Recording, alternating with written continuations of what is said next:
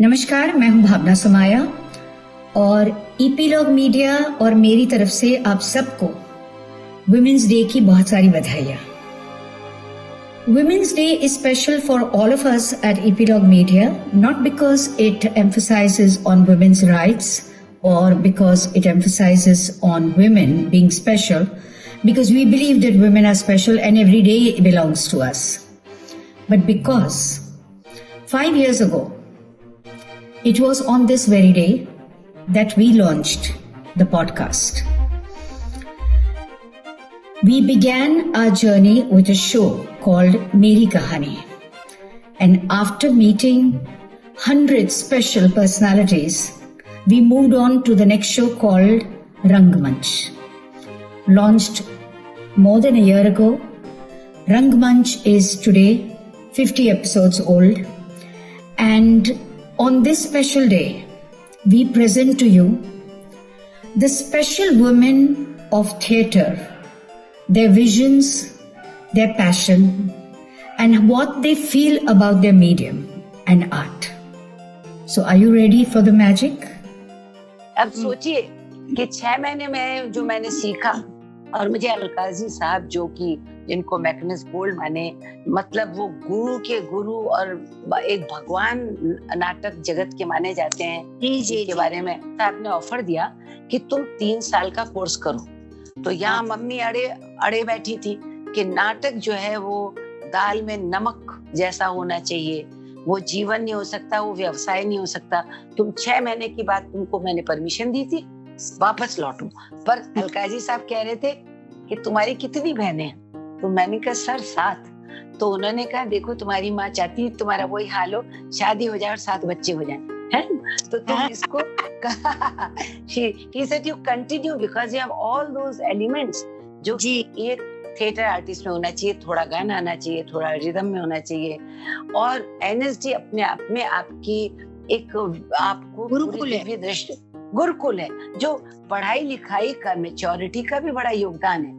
Spontaneity अपनी जगह करती है, वो फोक थिएटर से आती है, वो मुझ में आ गई थी। पर कैसे आदमी अपने क्राफ्ट पे काम करता है, कैसे पढ़ता है, अब उस सबको मैंने 6 महीने में बटोरने की कोशिश करी और 6 महीने बाद मैं दोबारा बुलाई गई, पर उनसे मेरा लगाव नहीं छोड़ा। सच मानिए कि ये उनका आशीर्वाद था, तो मैं तो बहुत लकी रही कि मैं जो 6 महीने में उनका जो हाथ मेरे में लग गया और जो उन्होंने आशीर्वाद या जो मुझे एक ज्ञान दिया कि कैसे तुम अपनी जिंदगी में से ये समय चुराओ और कैसे नाटक को समर्पित हो जाओ। तो stage has been definitely my first love.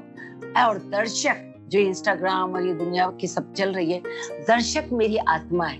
यानी सामने अगर वो नहीं बैठे हो, चाहे 6 बैठे हो चाहे 7 बैठे हो, दर्शक का होना आपको अपने होने का आभास देता है।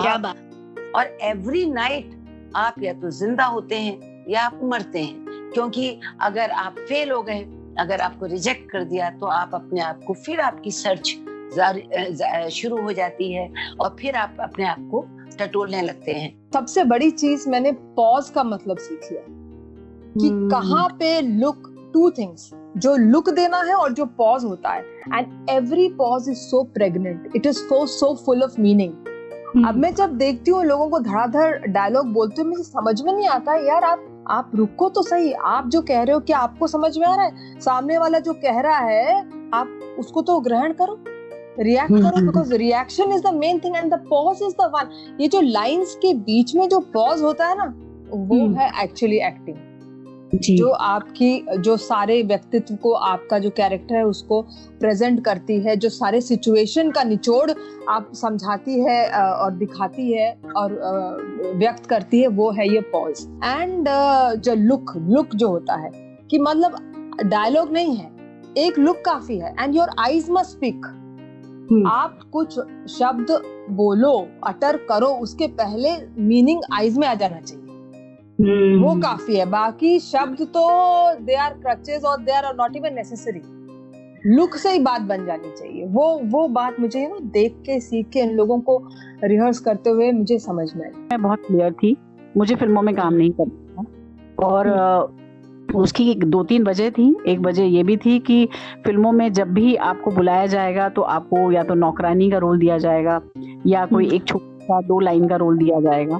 तो मुझे लगा कि उतना सैक्रिफाइस मैं करूँ उस 2 लाइन या एक नौकरानी के रोल के लिए, जिसमें पता नहीं वो रोल रहेगा भी कि नहीं रहेगा, कि एडिट में ही चला जाएगा। उसके लिए मैं अपना घर सैक्रिफाइस करूँ, मैं अपने बच्चों का बचपना सैक्रिफाइस करूँ। तो जब उन दोनों को मैंने तोला तो मुझे लगा कि नहीं, घर ज़्यादा मेरे लिए इम्पोर्टेंट है इस वक़्त। मुझे इस वक़्त ये ज़्यादा अच्छा काम मिलेगा कि मैं अपने बच्चों का ध्यान रखूँ और ये सारी चीज़ों पे उधर से मुझे ध्यान हटा देना चाहिए। तो लेकिन क्योंकि कलाकार हूँ और कला के बिना जीना बड़ा मुश्किल काम है, तो उसके लिए सबसे आसान तरीका था कि थिएटर कंटिन्यू करो। जहाँ पर आप सुरक्षित रहते हैं, जहाँ पर आपके अंदर कोई कॉम्प्लेक्स नहीं आता है, जहाँ पर आपको किसी कलर, कॉम्प्लेक्शन या किसी ऐसी चीज़ से तुलना नहीं की जाती है, जहाँ आप कुछ भी कर सकते हैं। कोई भी, आप रानी भी बन सकते हैं, आप नौकरानी भी बन सकते हैं, आप कुछ भी बन सकते हैं। तो फिर मुझे लगा ये आसान तरीका है, अपना कला का जो भी काम मुझे करना है वो मैं करती रहूं, इसलिए मैंने ज्यादातर रंगमंच किया। I have great belief that nothing you do goes waste ever. Yes. If you are sitting and faffing around, you are learning something. If you are doing nothing, you are learning something. If I am cooking, I am learning something. I am learning something every second, every moment. You think when you're doing a play which is going on for years on end, that somewhere you can work the play on autopilot.